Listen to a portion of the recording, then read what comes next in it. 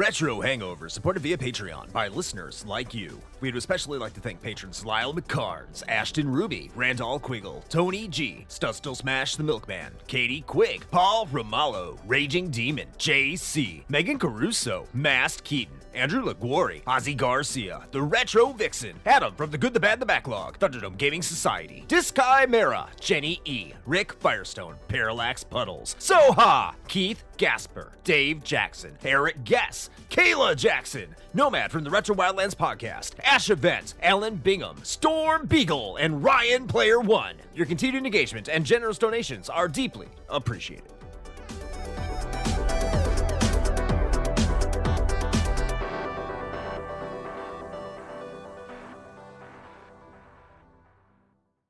Open your ears and crack some beers. You are listening to the most recent episode of Retro Hangover.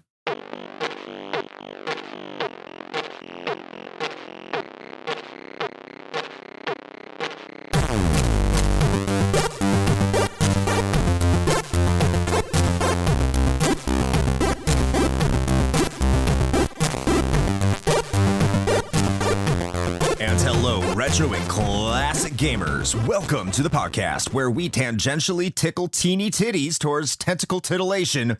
This is Retro Hangover. I am your co-host, Chris Copleen, with special guest, Martin from the Reviews Brothers. And, as always, your host, Shane. Maniacal world's dominating tentacle dick Dragon!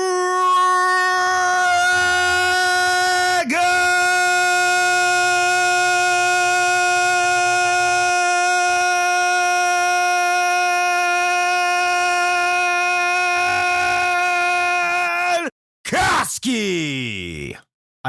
I want to put it out there that we are equal opportunity when it does in fact come to the titties. So I just wanted to say that, you know, it's not just the itty bitty titty committee, but, you know, we accept all kinds here. All shapes and sizes. That's right. No discrimination when it comes to titties. None whatsoever. None. But welcome to another episode of the Retro Ashton, leave Hangover the weird podcast. pause in there. That's key. Our guest is probably wondering what the fuck they got themselves into here.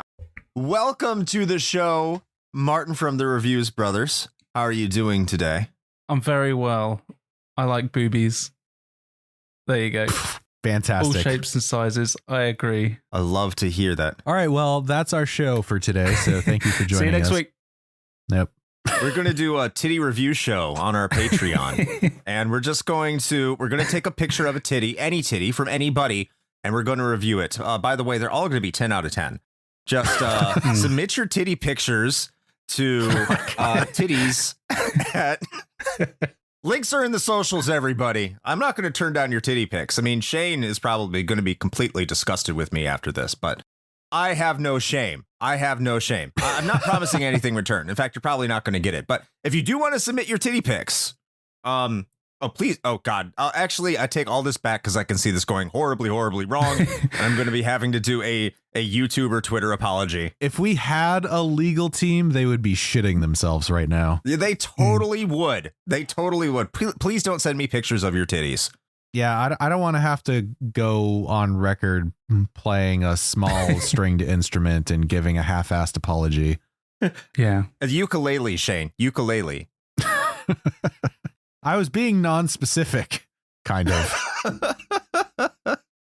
But we are here today to talk about a PC classic game, apparently. And that game is Day of the Tentacle.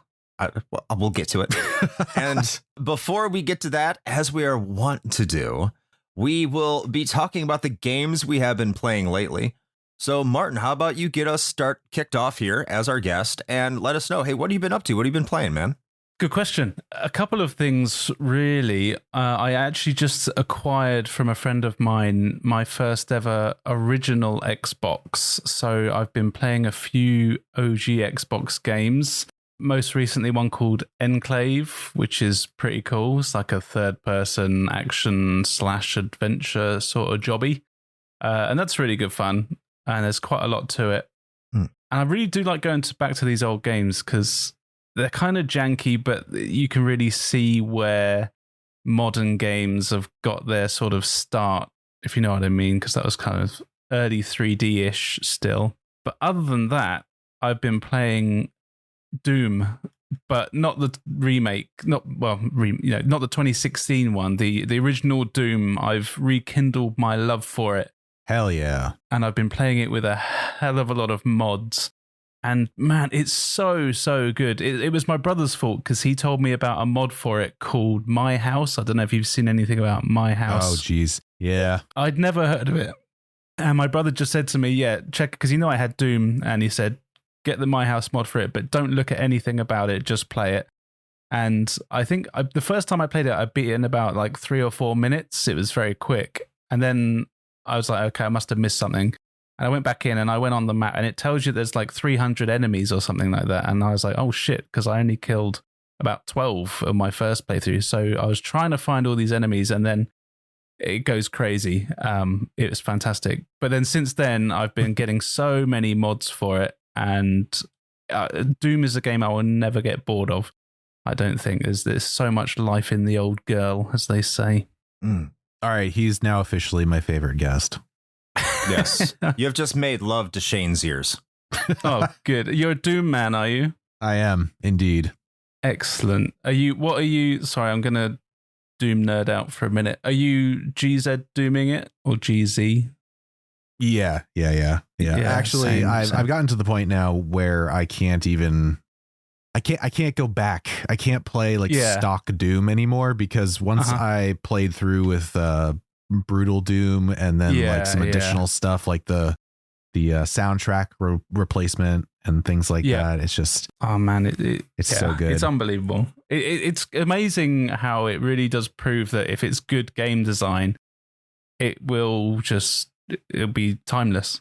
It'll never get old. Oh, absolutely. Yeah. I mean, Doom is one of the ones that I go back to and play through from start to finish, probably like once a year. Same. That and Duke Nukem 3D as well. But I'm really big fan of the old DOS shooters. Mm-hmm. And that and Duke Nukem 3D, they're my sort of comfort games. You know, when I've got 20 minutes to kill, I'll just be like, I'll just bang on Doom and probably beat the first 2 chapters in about 20 minutes now. I've memorized them. Heck yeah. But the mods are so good. Yes. Shane actually scares me about how good he is at Doom. Really? I've played Doom. I enjoy Doom to an extent, but just, it just wasn't one of my games, if you know what I'm saying.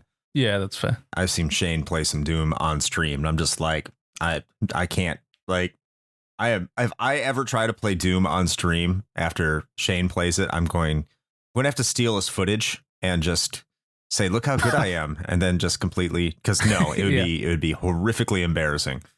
It's worth practicing though. I won't dispute that. I'm just not a big fan of first person shooters, unfortunately. I don't know what it is. Oh, fair enough. This thing is my anti-PC bias, which is probably going to shine in this episode, unfortunately. That's a good segue over to Shane. What have you been playing lately? Man, not much. I feel like I've been saying that a lot lately, but just real life has been doing its thing. So I haven't had a ton of time to really sit down and sink any significant amount of time into a game. Spent a little bit of time trying to actually finish up the campaign and clear the map and whatnot in Diablo 4 prior to season 1 starting, and I didn't quite get there.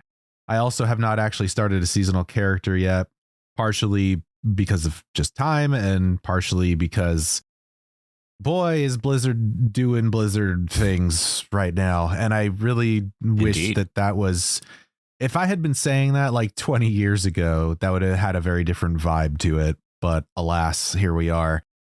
Basically, I'm fairly convinced that the Diablo development team just doesn't have a fucking clue how to properly balance their own game. So that's neat. But I'll probably end up rolling a rogue because rogues are the only class right now that are like actually really good and fun to play and have interesting mechanics, and sorcerers are effectively dead. So that's neat. For now. I really hope they turn it around. I feel like it's going down the same path as like I should have expected this, really, because even if you look at Diablo 2 and 3, they kind of follow a same pattern where if you take the rose-colored glasses off for a moment and actually remember the original release of Diablo 2, you might recall that it was not exactly stellar. It wasn't bad, but it had some very rough edges, and it wasn't until Lord of Destruction that game really shined. And sort of the same deal with D3, where it was kind of, well, it was more of a shit show in the beginning, thanks to the real money auction house and overtuned, torment difficulties, etc., etc. But it wasn't until Reaper of Souls came out that game really came into its own. So I guess what I'm saying is that Diablo 4's got some good bones, but I expect that it's not going to be the game that we all want it to be for like another, let's say, year or so when the inevitable expansion drops, I would think. So I guess we'll look forward to that. But yeah, other than that, it's really just been kind of getting some little micro gaming time in on my phone when I can. Still playing Necromerger regularly. That's a fun one. I think I turned Ashton on to that because he's been playing it a lot too. But that one's been going now for a couple of years, actually, I think at this point. But that's a fun time killer. I've been kind of plinking around at a few other iOS games, trying to find some decent ones that aren't predatory garbage. And I found a few. Dark Mist is a pretty cool card-based roguelike if you want to check that out. And I actually just got one recently called Bright Reappear, which is not the best name in the world, but it's actually a pretty solid, like, rogue-ish RPG side scroller, but it's like match 3 with its mechanics on how you do combat. And it's actually pretty well done. And I think it was on sale recently, so another one to check out. But that's really all I've had time to do. I mean, my wife at least has gotten some time in on Tears of the Kingdom, so she's enjoying that so far. That's good. But yeah, that's kind of it for me, man. Like I got other stuff I want to play, but it's just trying to find the time. Although I did play the game du jour today, literally right up until the beginning of this recording, which may or may not have been why I was a little late to the show. But hey, I got it done though, so that's neat. That is very neat. Yeah, thank you. What about you, Chris? What have you been doing? So I'm going to start off by saying I've been playing a game called Signalis that I'm going to continue to play. That's another one I have to play. Yes. And I'm probably playing that before another game I'm going to have to play here, but which will be our next episode. But I'll say that Signalis is fine. I'll keep a lot of that to my chest, mostly because I will be talking about it soon with maybe someone you're very familiar with on another podcast. I don't know who that might be, Shane, but I feel like I know him. That is a strong possibility. Very strong. I think so. So be on the lookout for promotion for that. The other game I've been playing, and this is also a game I'll be doing on another podcast, and the only reason I'm going to go into more depth with this is because fuck you, Danny from Retro Wars. fuck you, because you know what? I've earned this because I made you play the bouncer and I made you play Bubsy 3D. So in comparison, this isn't such a bad trade-off, but fuck you for making me play Dragon Quest 2. That game sucks. That game is complete and total shit. It sucks. I'm sorry. I know I'm kind of blowing the load on whatever episode comes out. I'm not going to talk about it in full detail to make that episode a little bit better. But when there's old RPGs, and I like old RPGs, we've reviewed the original Dragon Quest. We both like Dragon Quest. I've also been on Danny's show to talk about the original Dragon Quest, and that game has a calming zen to this. Dragon Quest 2 is just bullshit. It's just bullshit. That's all it is bullshit. It's not total bullshit until later, but then it becomes bullshit. So I look forward to talking about this on your show, Danny. I just wanted to let you know that I will be coming over there. I will be ripping down this game, especially because I know you said you don't like Breath of Fire. Fuck you. Breath of Fire is a good game. But have I earned this? Yes, I have earned this. This is karma for making you play Bubsy 3D while you were recovering from a concussion in your house. Wow, talk about kicking a man when he's down. Jesus. I will do what I do. Bubsy 3D must be played in the greatest state of misery, or else it's not worth playing. Isn't that right, Toby and You're Goose? treating Bubsy like it's the VHS from The Ring. You just passing that shit off to the next person. You're goddamn right. Everyone's going to play that game. Everybody. It's going to be my fault. I do feel like that, though. When you've got a game that's so bad, you need everyone else to play it to go, it's not just me, it really is this bad. It is. Because I did Bubsy 3D and holy hell, Jesus. You know, when you like, it can't be that bad, surely. Then you try it and then shit, and it is bad. Just bad. I remember that review of yours. It was it's very good. It was very good. I know we did some pile-on campaigning too. That was a fantastic time. Yeah. Toby and Goobs got round to it as well, so that was good. Poor old Goobs. Well. Well, I suppose we probably ought to wrap up the waffle and get to why we're all here, which is to talk about Day of the Tentacle. So, Chris, would you mind? Hi, hello. Would you mind giving the fine folks at home a little bit of brief history about Day of the Tentacle?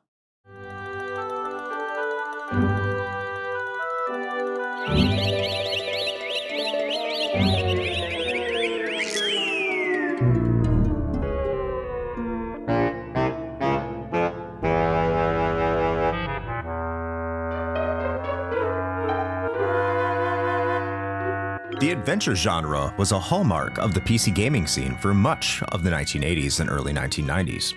Many of the biggest games on the platform before Doom could be described as point-and-click games. One of the biggest driving forces behind this genre was LucasArts. You know, the company that most people think of today as the makers of Star Wars games. But point-and-click fans know them for titles like The Secret of Monkey Island, Indiana Jones and the Fate of Atlantis, and, most importantly for this episode, Maniac Mansion. Maniac Mansion established the SCUM engine, which aptly stands for Script Creation Utility for Maniac Mansion, and was used to develop all of LucasArts Adventures games until 1998.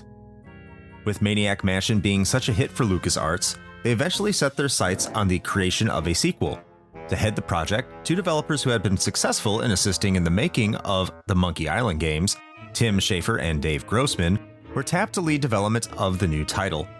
They would work with the original creators of Maniac Mansion, Gilbert and Gary Winnick, to establish the initial phases of planning and writing.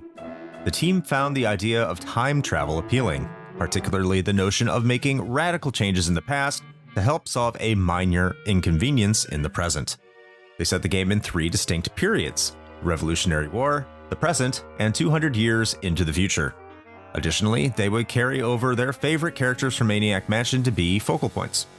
They also decided on their art style and designed the characters before fully getting into development, something they felt was a major issue in Monkey Island 2. The art style was also something the staff took very seriously, as they spent a total of a year focusing on the animation alone.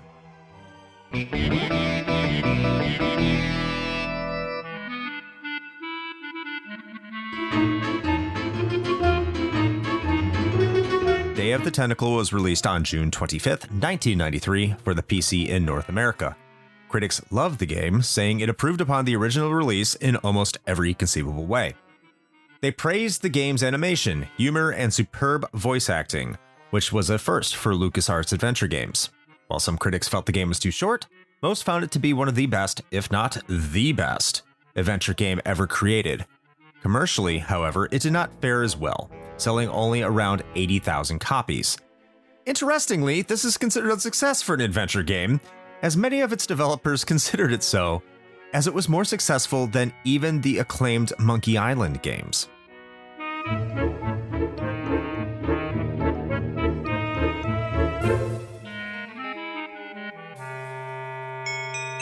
Today, Day of the Tentacle is still regarded as one of the premier games of its genre, ranking in many best games lists over the years. It was remastered in 2016 for the PC, PS4, and PS Vita, with the Xbox One receiving a release in 2020 to much similar praise. Its legacy is certainly something important to many fans of the genre, and it was perhaps the apex of its era before the adventure genre slowly declined for a long time. And that is your brief history of Day of the Tentacle.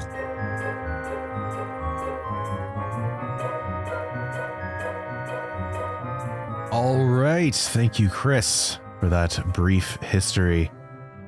Ah, man. All right. So I guess we're just going to kind of roll into our personal experiences here. And I believe, if I am not mistaken, that we generally like to kick things over to our most esteemed guest first. So Martin, tell us a little bit about what do you know about the Tentacle? Well, this is actually a game that I have played since it was released. My brother got it for our PC. We used to be, I wouldn't say PC gamers, but we had an equal mix of PC and console games. But yeah, this was one of the ones that we had. He had the big box CD version, so it was the one with all the voices on it. And we played the hell out of it. We were actually big adventure game fans. We did have the Monkey Island games. We had this. We had Full Throttle. We had Indiana Jones at the Fate of Atlantis. Just about everything that was going. Sam and Max Hit the Road. You name it, we had it. We were big fans of the LucasArts games. So yeah, I've played through this quite a few times in my many, many years. And then, of course, when the remaster came out, as you mentioned, I had to get it pretty much straight away. So I've actually got that on the PlayStation 4, and that's what I played through it with this time round. So very familiar. So what's interesting to me, looking at the brief history and just looking up some notes, I'm not sure when this game came out in Europe. Did it come out much later? Because initially it seemed like it only came out here in North America. Good question. I don't know. It would have been the 90s, probably around like 93-ish, maybe before then even. But it would have been early to mid 90s, I believe, that we were playing it. When did it come out in North America? It came out June of 1993. Okay, so it probably was around that sort of time, maybe a bit later in the year. But I'm terrible with remembering when stuff came out. But yeah, it was definitely mid 90s. Makes sense.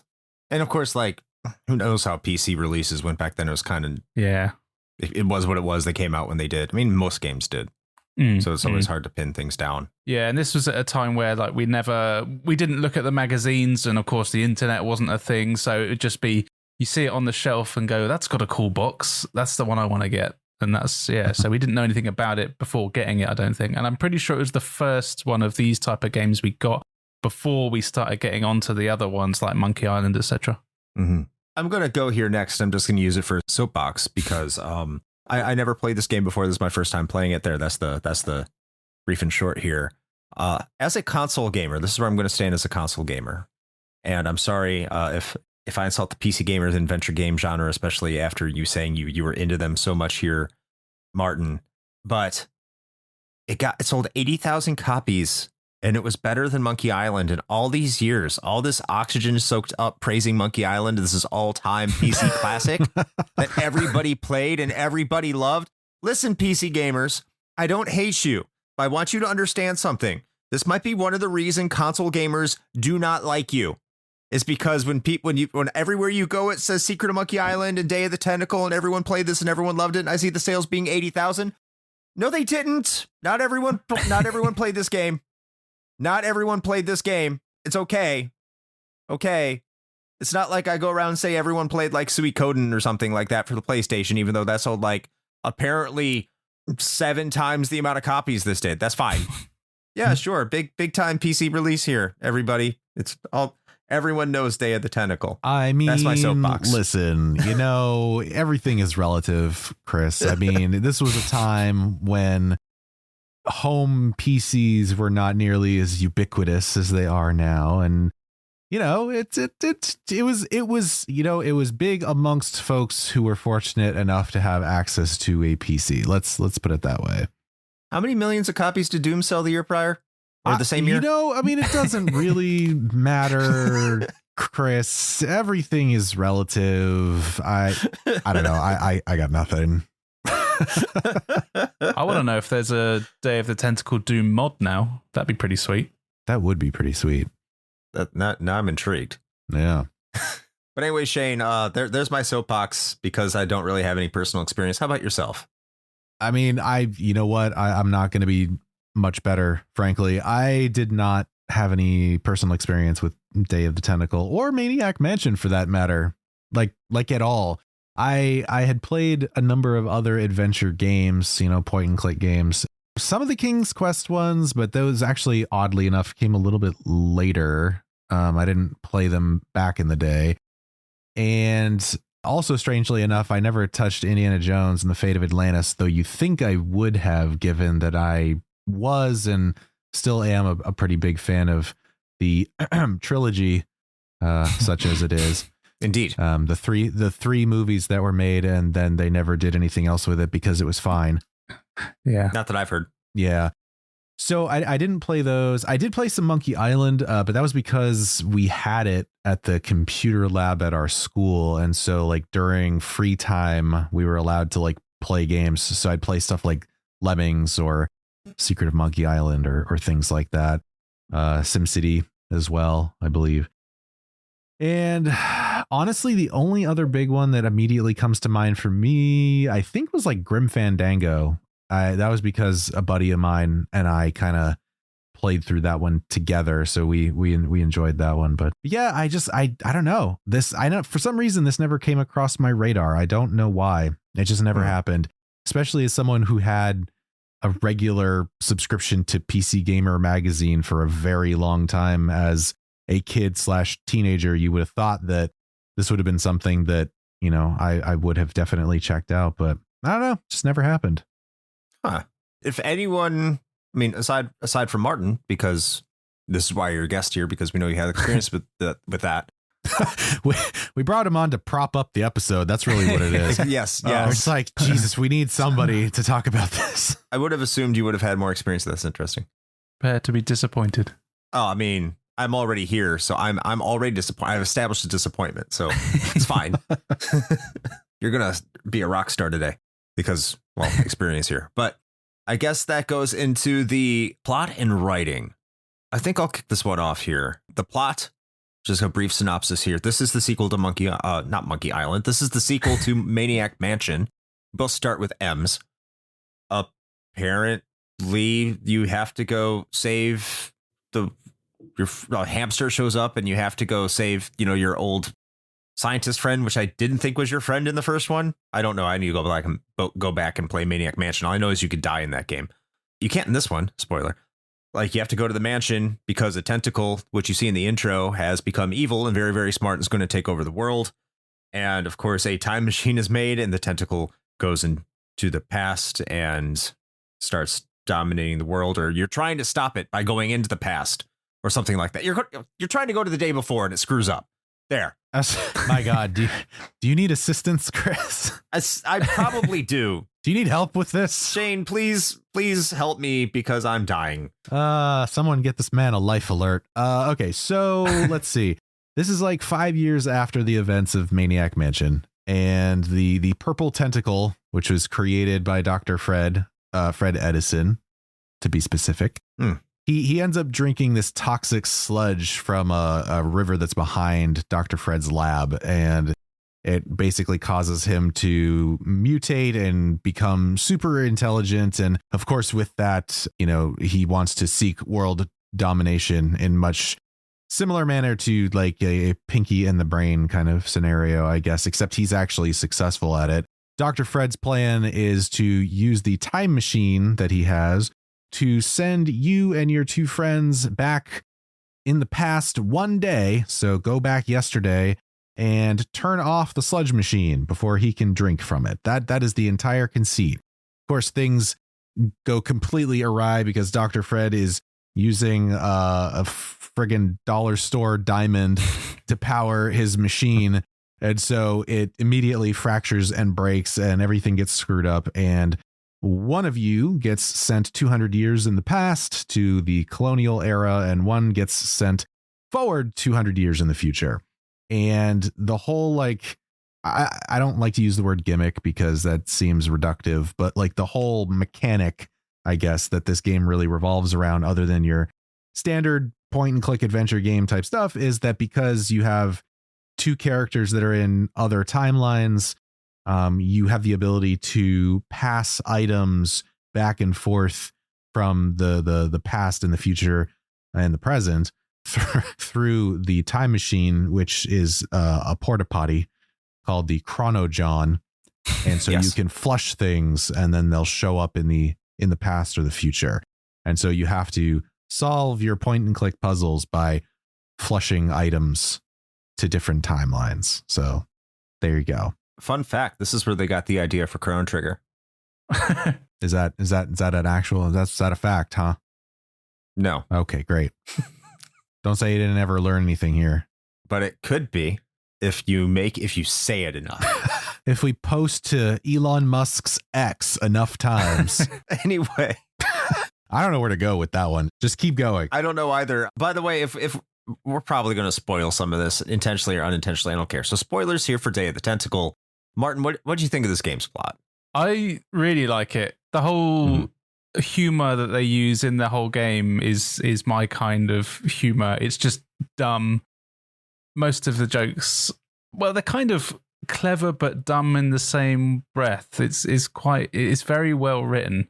And something I really like as well is that it's set in the same house, just over the 3 separate time periods.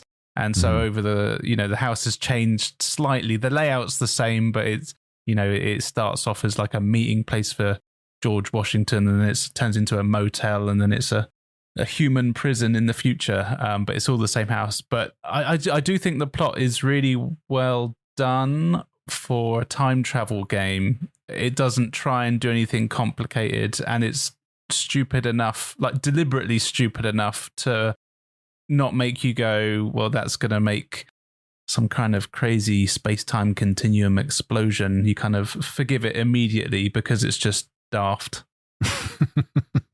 Yeah, I tend to agree with everything you're saying here. Like, if there's one thing I really like about this game, it's that the writing is spot on.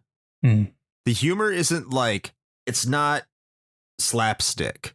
It's very subdued. I wouldn't say incredibly dry, but it's definitely goofy. Like, the entire game is just this low key, mellow, goofy.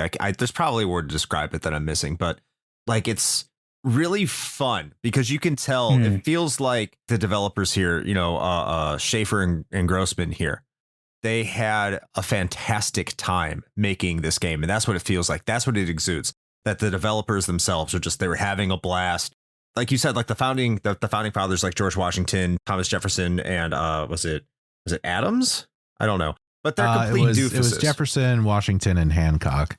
Because there's that whole bit about like John Hancock signing like 10 times bigger than everybody else, and he's just like, well, I did it because I heard that the women are into dudes with big signatures.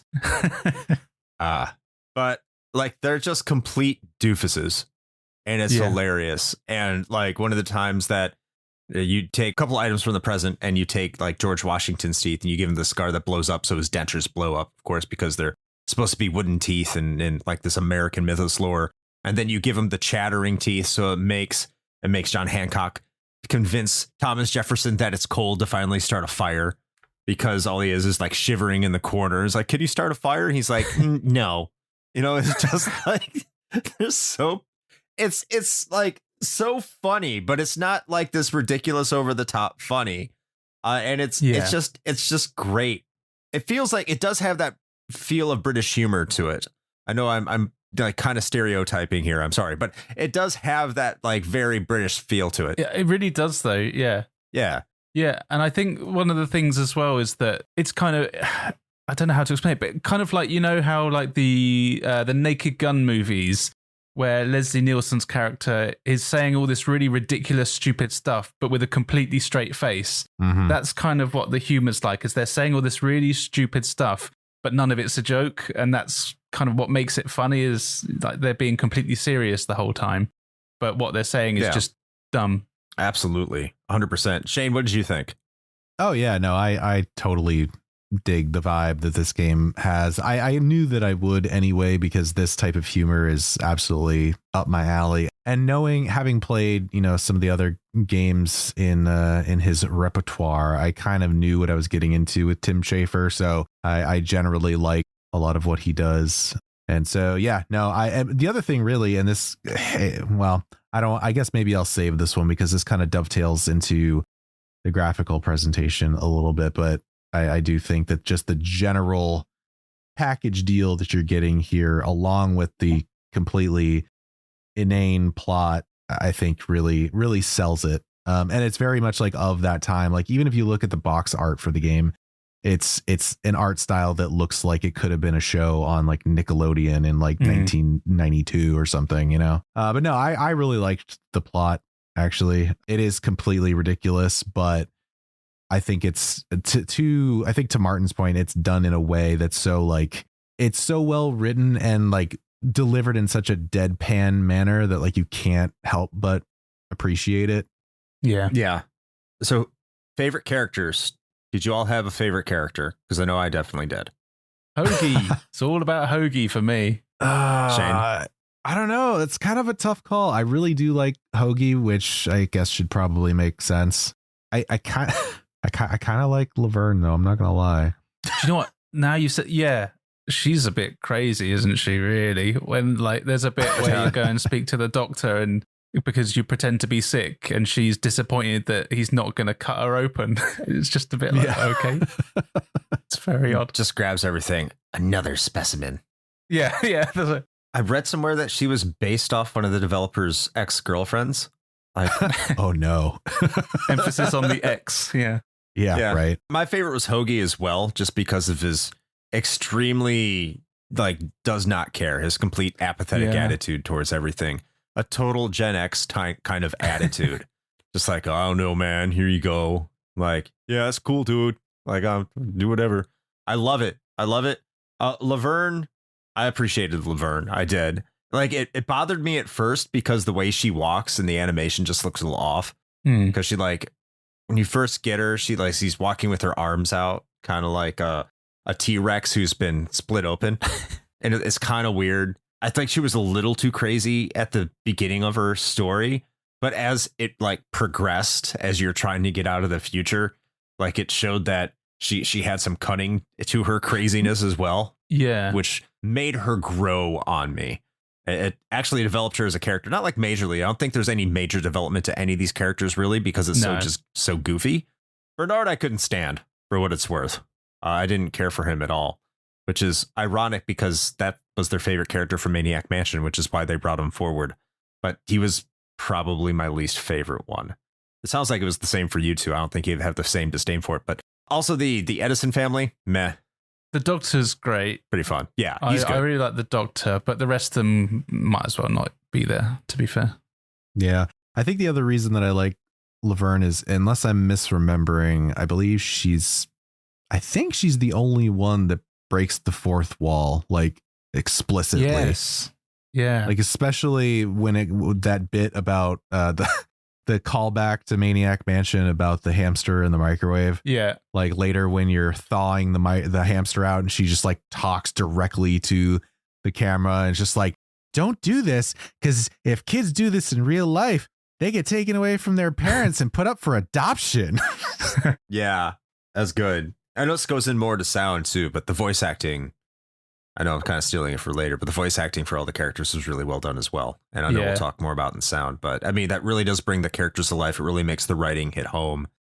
Just overall, yeah, the way that this game was written, I think was utterly fantastic. It's a great time. It's great. Really enjoyable. But you mentioned the thawing of the hamster, so I guess that leads into the gameplay and what we think of adventure games, maybe as a whole. I don't know, or this game specifically. I know I don't have a lot of adventure games, so I guess it's going to be my take on this is going to be very interesting. But Shane, what was your take on the gameplay here? You know, I'm going to be honest. I went into this one fully prepared to be frustrated, just because of sort of what I know about the genre as a whole. I was expecting some very strange, like esoteric BS where I was just like, I don't understand how anybody could think that that's what you would need to do with this item at that specific place, et cetera, et cetera. And for the most part, this game actually doesn't do that. There's a lot of things that are generally pretty sensible. I think the solutions to most of like the puzzles make sense when you really think about it. I think there's a lot of hints that are given through like NPC dialogue and things like that help, like to point in that direction, where you wouldn't necessarily get that in a lot of other games. There were a few times where I was just like, okay, I don't know how I would have thought about this in this exact like manner, but I felt like that was a lot more like far and few between, especially comparing it to some other adventure games that I've played, particularly like the King's Quest series and stuff like that. Those get real convoluted. So I'm going to sandwich this here because I know you said at the beginning you played a lot of Tentacle. So I'm going to assume that you're positive, Martin, which is why I'm going to go second. And I'm going to say, if I didn't have a guide, I think I would have had to play this game for like a month or so. Because there are things in this game. Yeah, I mean, I was able to make it through a good chunk of this game on my own. Like probably maybe the first, I don't know, third or whatever. Then it just got to the point. Maybe it's because I do remember playing Maniac Mansion as a kid. I have these deep-seated memories I try to lock in my mind vault for the NES, playing Maniac Mansion there, where I remember like the characters dying and I didn't like that. And then I started being like, well, what if I screw up an item and one of the items I use here, and then I'm just going to end up soft locking myself and I'm going to have to start this game all over again. And I know that's something that does happen in adventure games from time to time. And I was afraid that might happen here. So it got to a point where it's like, I don't know if I should have used this item here. I don't know if I'm supposed to use this item there. Did I screw this up? So I went to a guide, and yeah, some of that's on me, but there's also times I would be looking at it and I'd be like, I don't know if there's any way that anybody would naturally figure this out in some instances, not every single one, but in some instances, without going to every item and trying every item on one specific thing until something just worked. And that, I don't think that's good gameplay. I think that's terrible gameplay. And I think that's bad game design. Now, was that their intent? Was there clues? I mean, you saw them. Maybe I'm just stupid, which is entirely possible. Yeah, sometimes like one of the first things you see with the coin on the gum on the floor, and there's all these items that you can use to pick it up, and you have to wait until you get a crowbar. Like, why do you have to wait till you get a crowbar? Additionally to that, and I don't know what it was like in 1993. I know they simplified it. Maybe they simplified it. Maybe it was like this back in the day.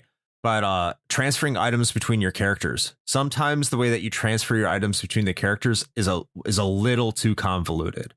So something that would be used in the future, you find an item might have to be used in Hoagie's era, but like knowing that you have to do that, are there really clues? Sometimes a little bit, but sometimes they're used across all three eras, and sometimes they're era specific, and where to locate them, and transferring them sometimes is slow and it's a little irritating. And I just didn't care for that. I could imagine if I wasn't told specifically what character needed what item in order to advance, I would have gotten even more frustrated. Again, this game would have taken a long time, but I think that's something that was kind of intended, like to work your way through and think it through, as opposed to, as I say on games, I get through quickly, for the purpose of a review, as opposed to getting through this game in 3 to 4 hours for the purpose of reviewing it. That's not their intention. That's not why they make these games for people. But at the same time, I have to think to myself, what if the shoe was on the other foot? Would I be able to figure this out intuitively? And there are many cases where I can look at it and say, I don't think so. So when I was talking about, the puzzle solving and things like that, keep in mind that that's relative, to other games in the genre, because there are much more like egregious offenders, I think, when it comes to the completely nonsensical off the wall solutions to things. Like, there were some games that I 100% disagree with the design completely, because in seemingly in the developers' minds, difficulty equals like obscurity in a way, or I suppose obscurity equals difficulty would probably make a little bit more sense. And I that was less of the case here. Like, and cards on the table, for the purposes of talking about this today, I also played through this with a guide for most of it, because yes, I finished it in about 4.5 hours doing it that way. But I know that if I went into this thing cold and did not use a guide, it would have been at least twice that much time for me to like get through the whole thing. With that knowledge, though, looking at the solutions to the puzzles, and I know that's sort of a bullshit way of doing it, I'll be honest there, because it's like a sort of a hindsight thing of like, oh yeah, it totally makes sense now that I know the answer.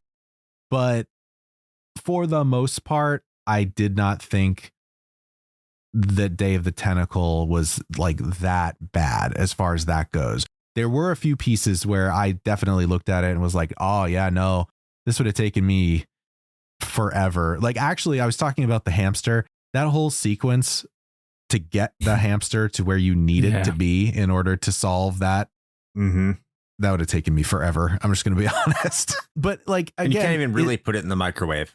Right. But I'm like, is that something that's, should we be laying that directly at the feet of Day of the Tentacle? I don't think so, because that was point and click games, like just as a whole at that time. And like, put in that context, I think this game was actually a pretty big step forward as far as like sensible puzzle design is concerned. That's my take on it. Fair point. How about yourself, Martin? Yeah, well, if I rewind back to the 90s when I would have first played it, I would have been sitting down with my brother, and it would have taken us a month or so to get through it. It was one of those things where there were points, again, because this was before the days of the internet, really. So we did have to just kind of sit there and try and figure it out. And a lot of the puzzles like you say, they do make sense when you're looking at it from the world of the game's universe. It fits within the game's universe. But something that is good about this one that is quite common in a lot of other ones is that there's a lot of like combining of items and things like that, which you don't have to worry about here, which does make it a bit more simple. There's some games you'll get 3 or 4 items you've got to combine together to make another item. But yeah, I do think the progression and things, and there are so many items to pick up, and this again is from an era where there's no hand holding. It's right, just get on with it. You dumped into the lobby of this motel, and you just have to get on with it. And items like the hamster, for example, you'll find that very, very early on, and it really doesn't actually pay off until nearly the very end of the game. It's one of those things, and you can be sat there scratching your head for ages because you think, well, I've just picked this up, I must need to use it right now. But then it turns out, there's 5 or 6 different steps and 5 hours later before you actually need to use what you've got.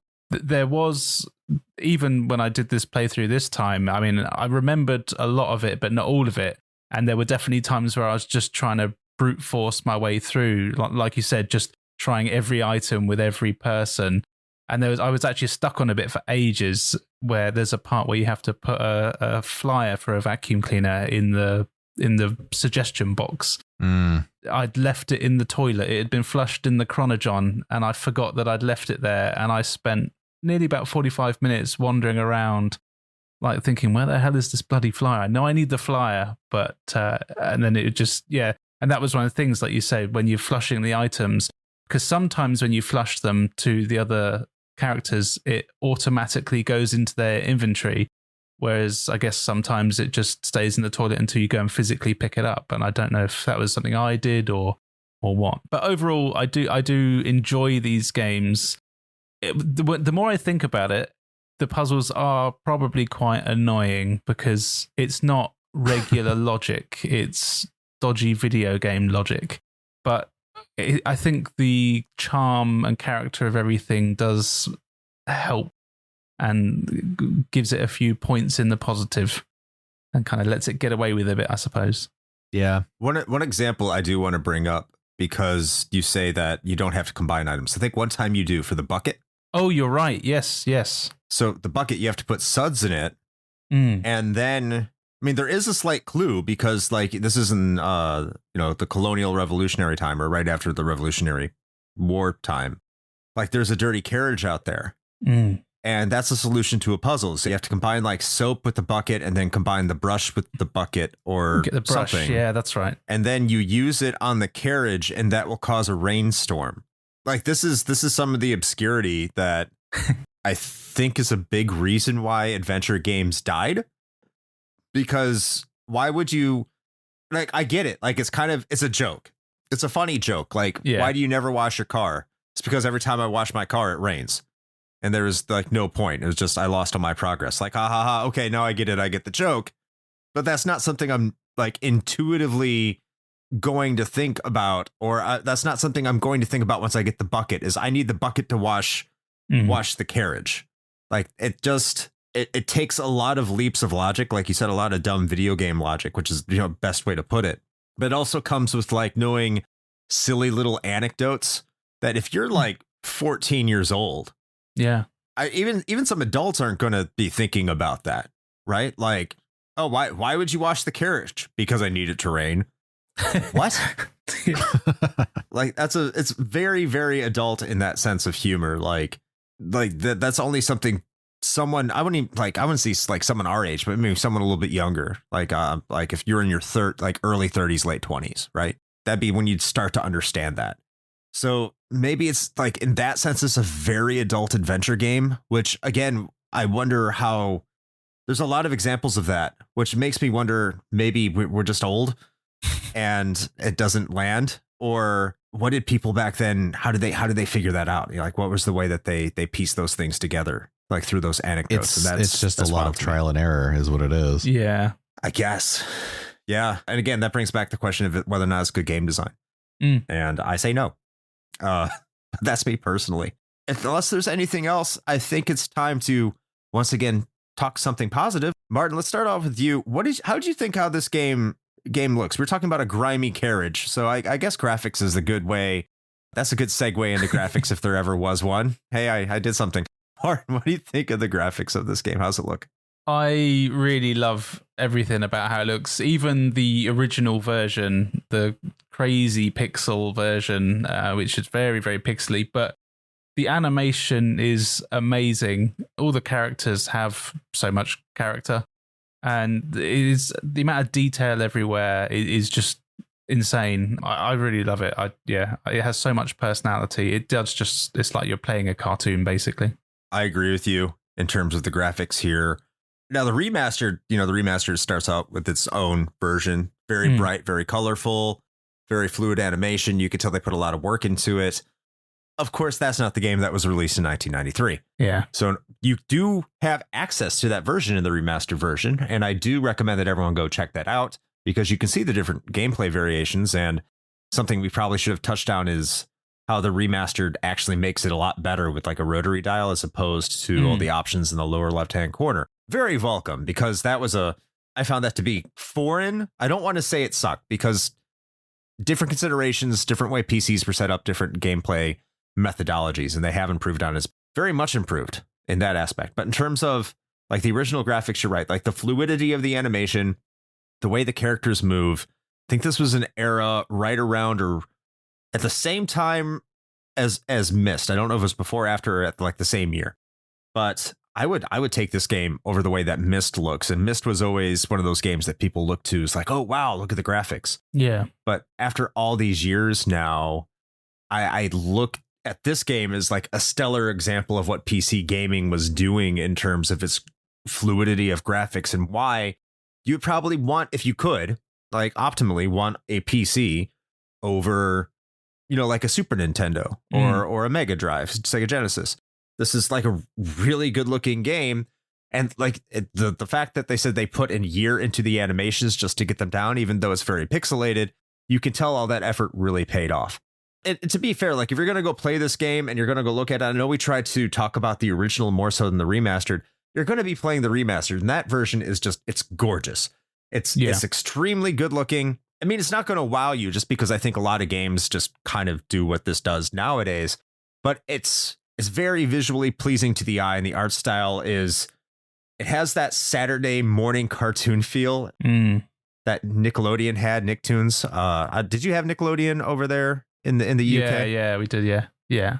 Okay, so like the Nicktoons look, it has a lot of that Nicktoons look, but it wasn't like too over the top, gross out humor. So it was more like, I don't like Rugrats. Rugrats would be a good comparison. Yeah, Rugrats or Doug. I feel like it looks more like Ed, Edd and Eddy. Yeah, not as crude. I think it looks a little bit better than Ed, Edd and Eddy. Real Monsters, maybe? Oh, that's a good one. Yeah. I'd say more that than, yeah. Because Ed, Edd and Eddy was a bit rough around the edges, wasn't it? True. Yeah. It was a little bit later, too. I mean, it was like definitely of that era. Rocco's Modern Life would probably be another one it was really close to. Hey Arnold. Ah, there you go. Yeah. So it had that look to it. I mean, all these are Nicktoons, by the way. So it definitely has that Nicktoons look, even back then. But today it's much more representative just because it had that more graphical prowess. So graphically, yes, totally a standout. Something that I was impressed with as well for the remaster. There's so many original animations, because quite often in games like this they'll just kind of reuse the same animations throughout the game, whereas this one, every item that you use has its own animation, which is often quite funny or elaborate, and there's a lot of things that you kind of don't have to even interact with, but if you do, you get a unique interaction and decent, like something will happen, a little mini cutscene or something, which is, yeah, it's very impressive. I did hope that the remaster, sorry to keep waffling, but I did hope that the remaster, I thought they might have added a few more frames of animation here and there, because some of it is still very jerky, but it's still got, they've just basically traced over the original ones, essentially, from what I can tell. Yeah, especially like going back to Laverne's animation. Laverne's animation's very janky. Out of all of them, I found that one. Also, in terms of the presentation, I don't like the way it scrolls. Sometimes I wish you could just move without the point and click, and especially in those larger maps where you have to keep clicking all the way through. Definitely, yeah. Yeah. Because, I mean, I'm playing a point and click adventure. I don't want to play Diablo. Probably rather play Diablo, but I mean, I don't want to play Diablo in my adventure games if I'm going to be doing so. So, Shane, what'd you think of the graphics? Yeah, well, since we've been talking kind of so much about the remaster, because I also played it that way, I think that actually is a testament to how well done the graphics really were in the original, in that I've played a number of these sort of like put a new coat of paint remasters, right? And I think the majority of them, there's like a stark contrast, right, between the original graphical presentation and then the remaster. And with the hot swapping that most of them do, which this one does also, you really kind of see that in full effect.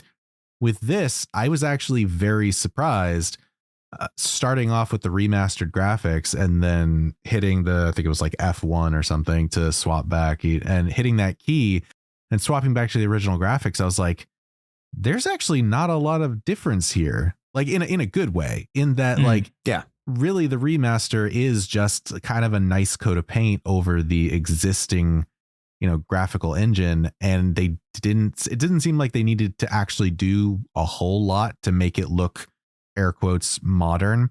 And I do think that is a testament to the game itself. Like, the art style is fantastic. As we've already been talking about, it's got that Nickelodeon cartoon vibe to it, and I really enjoy that. And that's something that we've said time and time again on the show, is that really well done 2D artwork is always going to stand the test of time, infinitely better than early 3D or even later 3D, especially if you're trying to go for the gritty, realistic kind of thing. Then that's going to age like milk generally.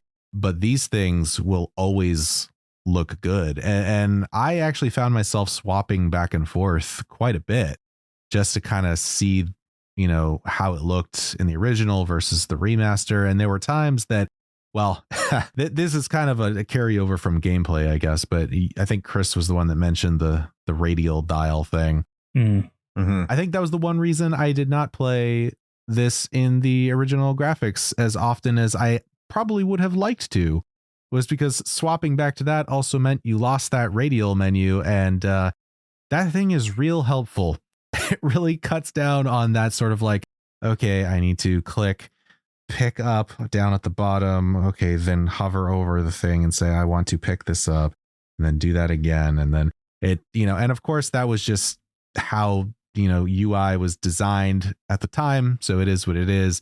But I really found myself missing that quick radial menu. So I would have spent more time playing this in the OG graphics, just because they still look really good. But I think it was a gameplay thing that was stopping me from doing that more than anything. You could actually change that. Well, shit, Chris, I wish I would have known that.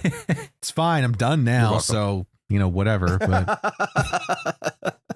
well, for the rest of you that are listening to this who haven't played it before, or want to play the remaster to re-experience Day of the Tentacle, there you go. I guess don't be me, which oddly enough is not the first time I've said that on this show. We can make it a thing. We can make it a theme and we can make it a thing. We don't have to. It's fine. I mean, we don't have to, but it could be more fun. You never know. Well, it's out there now, so. Yeah. Let's move on to the music and sound, which again shares a lot of similarities here with how the remastered compared to its original did. We've already mentioned, well, I've already mentioned, and both of you, I think, kind of agreed that the voice acting here is top notch. The voice acting here is fantastic when it comes to the sound. The remastered version has an incredible soundtrack. The original has a soundtrack. I mean, it's not Wolfenstein 3D. It's not bad. It definitely here's the thing, right? Again, yelling at you PC Master Racers out there. I know not all of you were born in 1993 before you found social media and decided to be edgelords. But look, when you're trying to talk to people that, and this is why there's so many console gamers, again, that look down on PC gamers, when you're trying to tell them that the PC experience was like universally better and always has been, the sound chip isn't necessarily always there. Like the Sound Blaster, was probably worse than your Super Nintendo or someone who knew how to work FM synth on a Sega Genesis. Like, look here, you hired Yuzo Koshiro.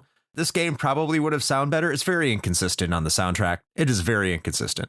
For as good as the voice acting is, for as much charm as this game has in terms of its sound direction overall, like the times I would switch over to the original soundtrack just to hear what it would sound like, I immediately would want to run back to the remaster because it was just so much better. It's nothing special or spectacular. It's very tinny, somewhat annoying. Sometimes they get it right, but most of the time I don't think the soundtrack is very good at all. And I think that's very endemic of most PC gaming at the time, because for whatever reason, even though this was running off CD-ROM, they hadn't figured out how to tie music to that yet, which was something the Sega CD and TurboGrafx CD were doing for quite some time. So I don't know why they couldn't do that, but they didn't. But other than that, I mean, that's my one gripe. It's a pretty big gripe, I think, but ultimately it's a mixed bag for me, just because the voice acting here is so fantastic. Yeah. And just the general sounds are so fantastic, even the original, that I can briefly overlook at best mediocrity of the soundtrack itself. Yeah, so I think the voice acting is clearly the standout feature here, right? I think we can all agree on that. Especially for the time. It was very well done. I still think it is. So, okay. I don't have the same gripes about the soundtrack as Chris does, although I guess that might come from being someone who is just accustomed to that sort of era of PC games. So to me, it wasn't anything particularly unusual. I can see where you're coming from on it, though. Definitely. However, though, the thing that stuck out to me actually more than anything was, while I enjoyed a lot of the sound effects, especially some of the nonsensical ones. I mean, there are things that would happen where there's just a chicken noise because reasons. I don't know, But what really stood out to me about that, and this is like highly specific and probably only makes sense to me. There's probably like, maybe there's 5 people out there that are gonna be like, oh yeah. But my good friend and I, this probably would have been, I think, like mid 90s. So probably a few years after this game came out, we really got into using Windows Movie Maker back in the day to like make our own little like mini feature films. Like we spent a stupid amount of time making just the dumbest shit, and we thought it was great. The thing that kept popping into my mind playing this game and listening to the sound effects, I was just like, I swear to God, these are sound clips from like a soundboard that we used in Windows Movie Maker. Like I feel like they were the same sound effects. I'm not sure if that's a criticism on it at all. It's just something that I could not get out of my brain while playing through this game. But for the record, even playing the remaster version, I specifically went in to the settings before I even started and swapped everything to OG, like all of the original music, original sound effects, because I wanted to experience it that way. So I actually don't have a point of comparison for that because I didn't even listen to any of the remastered audio at all. I thought it was fine. The only thing that I actually took issue with was there was one specific room. It was the room in the future with Purple Tentacle when he's all like old and beardy. The music in that room, for whatever reason, is like markedly louder than any other area in the game, so much so that it drowns out the dialogue. That was like my one gripe. You. Before I kick it over to Martin, you do remind me of one thing, how sometimes the dialogue and the way they're talking doesn't always line up. Mm-hmm. Or on the screen where it has text, and they'll finish talking before the text is done rolling, so it'll be extremely awkward at times. Yeah, I think that's a little bit of. I did notice that, I noticed and that was actually the worst place for that was that same room. Actually, when the like militant green tentacle is doing his lines, like it was. I think the game was programmed in such a way to like wait to trigger the next voice clip until after like the on-screen text had finished running through. And so in some cases it made like this really weird pause. All right, Martin, what did you think of the sound? Yeah, well, I'm going to echo everything about the voices because they are fantastic. Just by coincidence. In fact, that's something that I need to ask you guys actually. Is this a coincidence, or did you know that it's the 30-year anniversary of this game this month? That is precisely why we're doing this episode. Okay, I did because I've seen a lot of videos pop up, and I watched one that I didn't realize they have proper voice actors, and the guy that does the voice for the for Dr. Fred is in all kinds. He's got hundreds of movie and video game and cartoon credits, and he's the voice of Kyle Katarn from the Dark Forces and Jedi Knight games. If anyone's a fan of them, yeah. Yeah, he's really good. There's some cool interviews with him talking about his time doing it. But then in terms of the music, I do like the music, I've got to say. Some of it is a bit repetitive, especially when you're switching between the time periods, because the music is different, as you mentioned earlier, pretty much in every room you go in. So, and switching between time periods and walking around, it does mean you can hear the same 30, 40 seconds of a track every time, which did get a bit monotonous, but you kind of deal with it. But something that did happen with me, I don't know if this is because I played the remaster version on the PS4. There's times in the story where sort of to progress the story on, you get like the whole newspaper spinning towards the screen with a headline that will say, tentacles take over the world or something. Mm-hmm. Every single time it did that on the PlayStation 4 version, that sound effect would keep repeating over and over again while I carried on playing, even though that cutscene had finished. And I had to quit the game and restart the game to get it to stop. And so that was kind of annoying. And it happened literally every single time. I think it's 3 or 4 times throughout the game. And yeah, it happened every time when I had to save my progress. Luckily, when I quit and restart, it would stop the noise. But yeah, that was a bit of a shame. It just seemed like quite a big thing. I don't know if it was just me, but seemed like a pretty big thing to notice. Yeah, I didn't run into that at all. Did you play on PC? Yeah, nor did I. I did, yeah. I wonder if it's a PlayStation thing. But other than that, I think this sounds great. I really do like the sound effects as well, because again, it keeps that Saturday morning cartoon vibe. It's just all kinds of whiz pops, honks, horns, strange animals, and yeah, it's really good. It sounds as good as it looks. So again, I'm the asshole. Let's see how this goes. It's great. Thanks. Thank you both. All right. So that about wraps up our episode, but we have one bit of miscellaneous information that, I'm sure there's a ton of it, but we have one that we'd like to discuss here really quick that our guest Martin wanted to bring up. So Martin, what do you have for us? Well, hidden not particularly well in this game, you can actually play the entire original Maniac Mansion in this game. It's hidden within the game. And this actually applies to the original version as well, because I actually originally found this on the PC version back in the 90s. So it's not a remaster exclusive. This is, no matter what version of the game you have, you can play the full version of Maniac Mansion.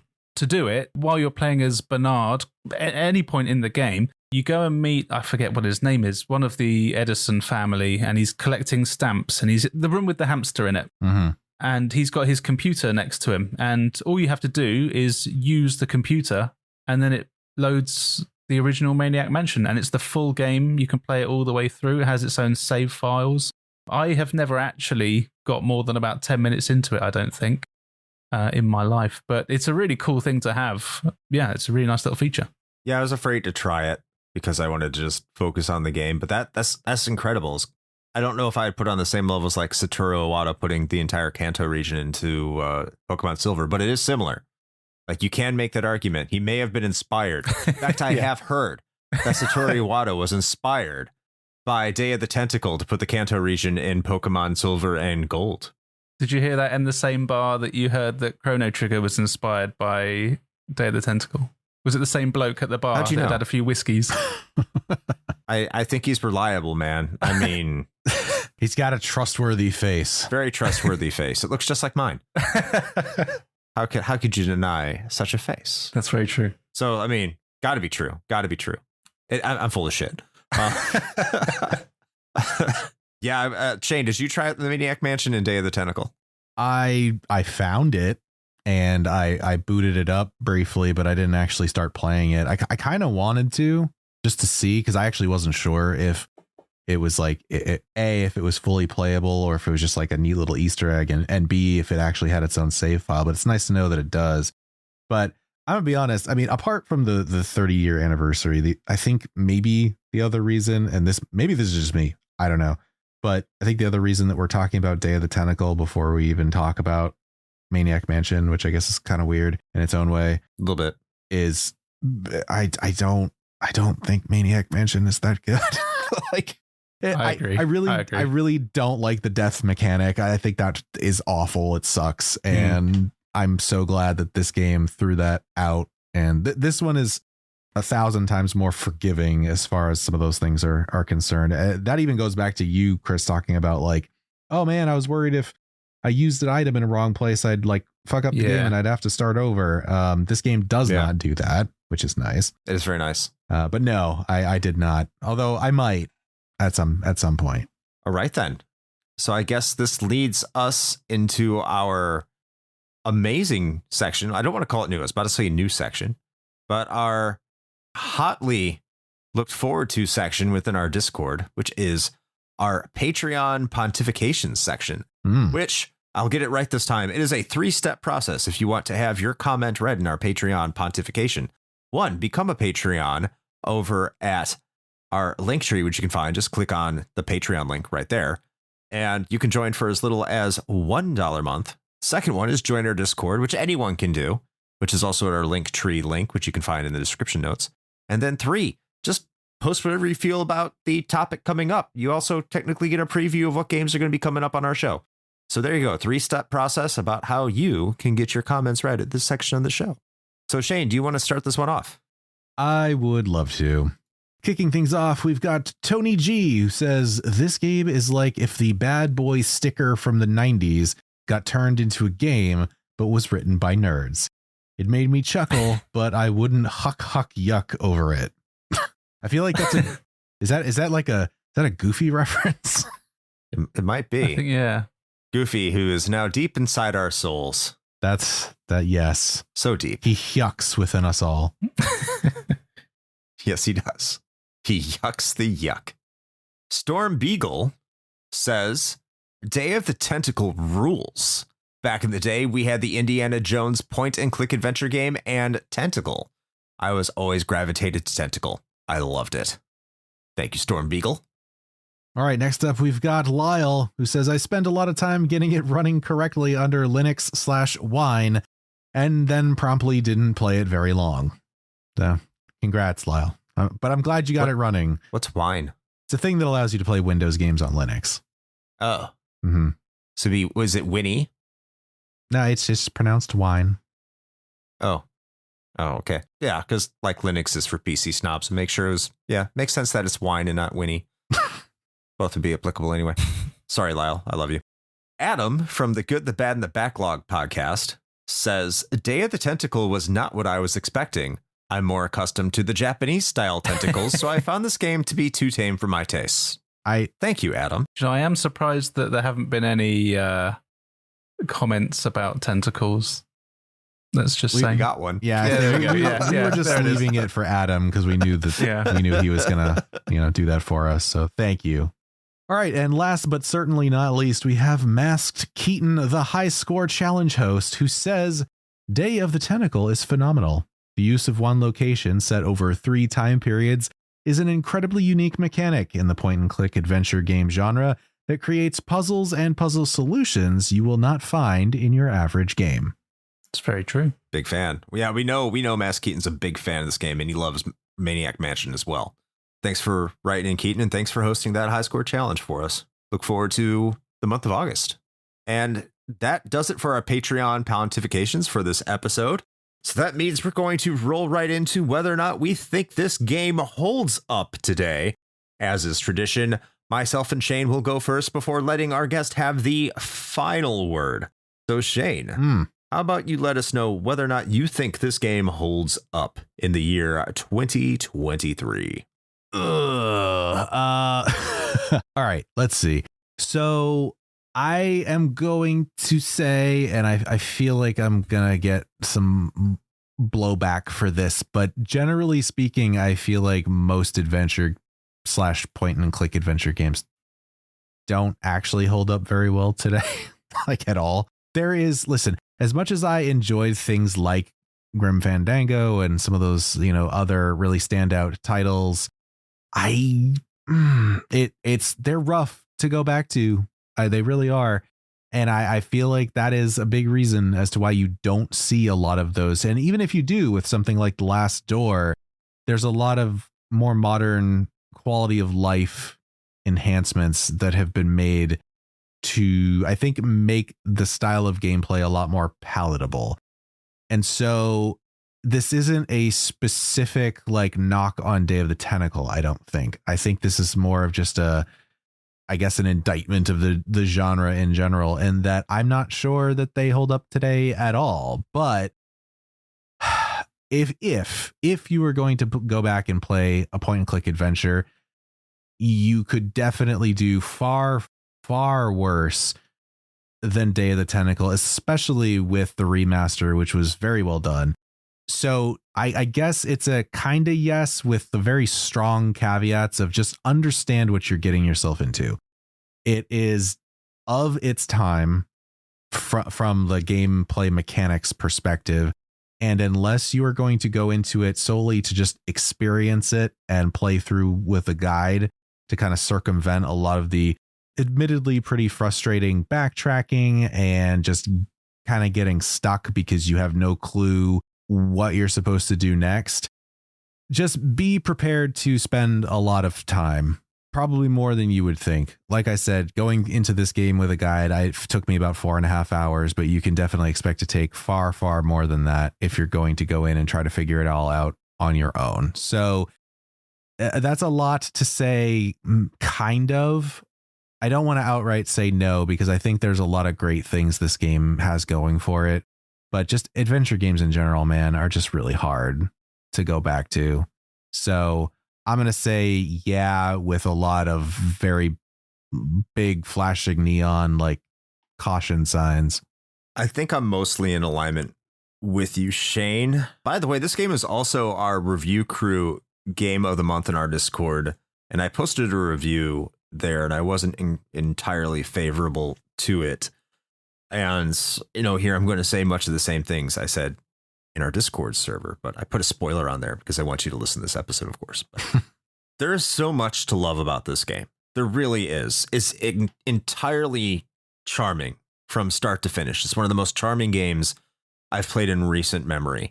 The humor, it doesn't always doesn't have me just having belly aches laughing my ass off. That's not the kind of humor that this game has. But it's humor in so much that, like I said earlier, you can tell the people who made this game had a ton of fun making that, and it shines through so much. The voice acting is incredible, the writing is incredible, the atmosphere, and just all the set pieces are just displayed so well. And it makes me hate the fact that this is an adventure game. There's a reason that this genre died, in my opinion, and a lot of those reasons are present in Day of the Tentacle. I think Shane did do a really good job of explaining that if you're going to go for an adventure game, you have far worse options, like Maniac Mansion that we mentioned earlier, because eventually, if you really want to, you're going to be able to beat this game. If you click on enough things, if you do enough stuff, you're going to be able to reach your objective. There's not really a penalty for anything that you do. if you can't use something on something, it's not going to allow you to. And eventually, one way or another, brute force, as Martin mentioned, you're going to find your way to the end. So there's always that option. But that's kind of the thing. At that point, are you really enjoying yourself? I would argue no. But at the same point, I know that there's a lot of people out there that do like games like this specifically. Like they want to play these type of games. From what I can tell, maybe I might be off base a little bit. There seems to be a little bit of an adventure point and click renaissance going on at the moment. Not a major one. It does kind of go back to the last store. I've seen more indie projects kind of come up that are trying to revive this. I also know that the creator of the King's Quest games on the Sierra Online, I forgot their names. That's horrible. It's like, I don't even want to attempt it because I'm going to get it wrong.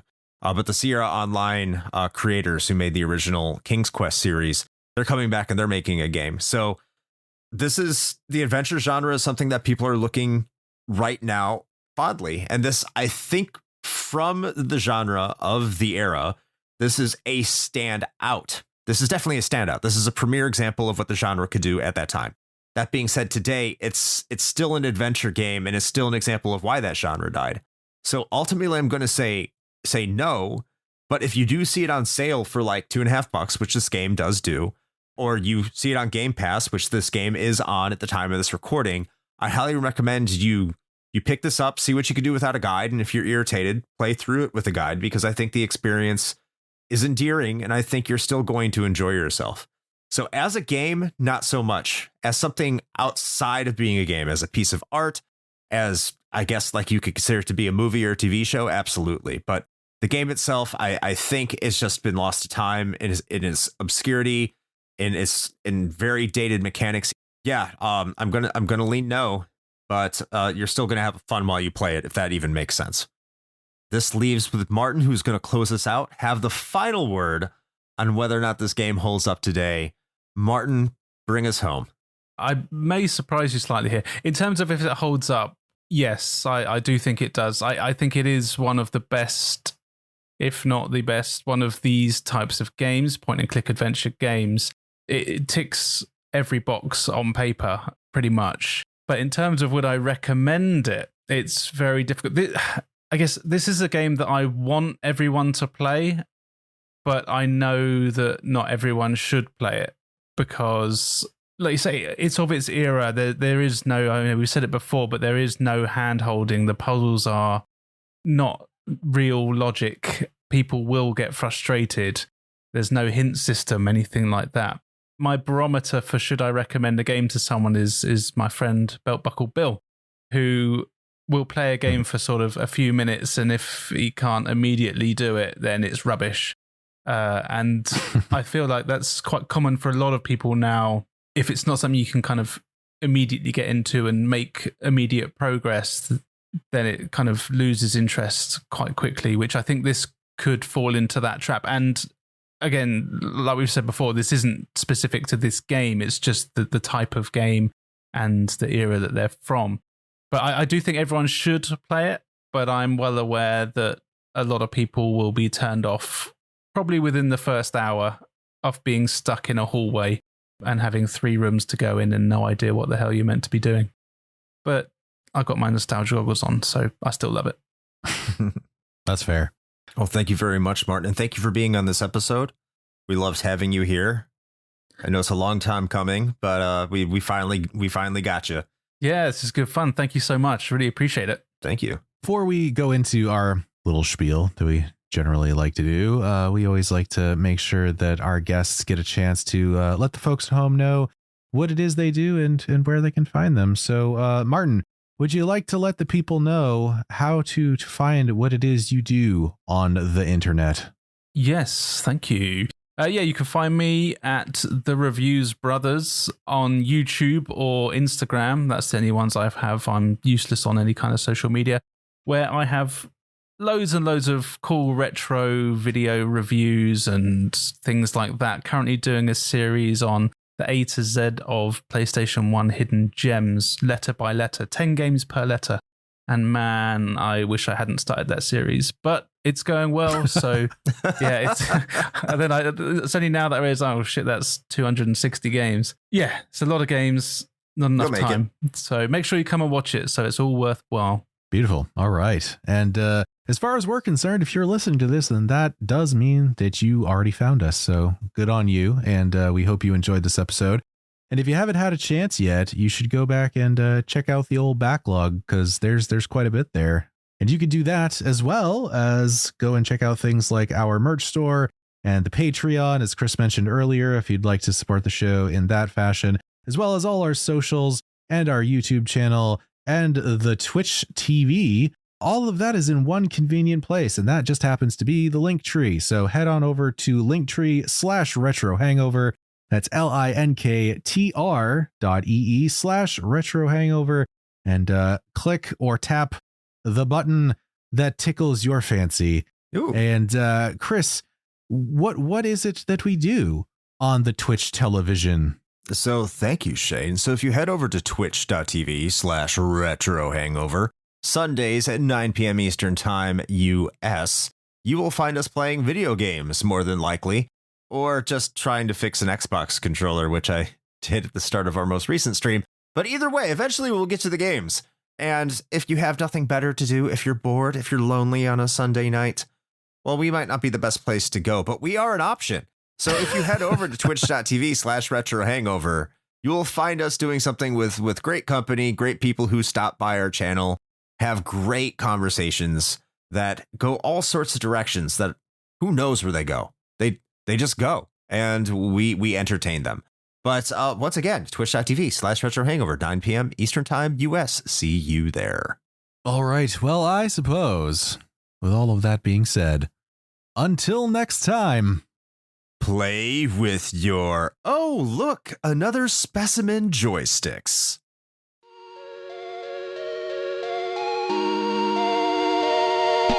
Shane here with a quick message. You know, the one rule Chris and I have always gone by regarding advertisements is this. It has to be something we use and can personally vouch for. If you know me, you know I love coffee. And Bones Coffee Company has been my go-to for home brewing for quite some time now. Their small batch beans come in an impressive variety of flavors, like Mint Invaders from Chocolate Space, or Electric Unicorn, which I swear tastes exactly like Fruity Pebbles. And the best part? No added sugar or calories involved, just natural flavors infused right into the beans themselves. Build your own sample pack of 5 4-ounce bags to find out which flavors speak to you, or jump in head first with full 12-ounce bags. They've even got K-Cups. Step up your homebrew game with Bones Coffee by visiting bit.ly/RHPBones. That's bit.ly/RHPBONES.